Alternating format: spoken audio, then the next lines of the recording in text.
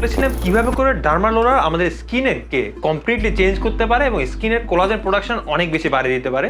আজকে আমরা বলবো কাদের কমপ্লিটলি ডার্মা রোলার ইউজ করা থেকে বিরত থাকা উচিত। লাস্টেও আমরা 5টার কথা বলেছি যাদের ইউজ করা উচিত না, আজকে আমরা আরও 5টার কথা বলবো। যদিও জেনারেলি ডার্মা রোলারকে খুবই সেফ ধরা হয়, তবে যাদের স্কিনটা সেন্সিটিভ তাদের অবশ্যই ডার্মা রোলারটা অ্যাভয়েড করা উচিত না হলেও তাদের উচিত ইউজ করার আগে ডক্টরের সাথে কথা বলে নেওয়া এবং কীভাবে করে ইউজ করতে হয় তার সম্পর্কে প্রপারলি জেনে নেওয়া।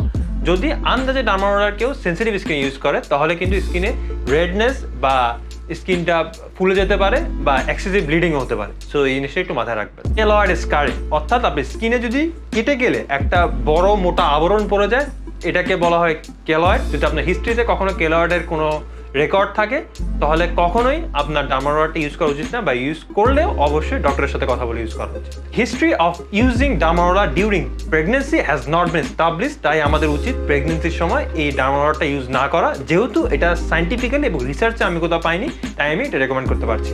অফ স্কিন ক্যান্সার, যদি কারোর স্কিন ক্যান্সার থাকে বা স্কিন ক্যান্সার হিস্ট্রি থাকে তাহলে তাদের কখনোই ডার্মা রোলার ইউজ করা উচিত না বলে আমি মনে করি।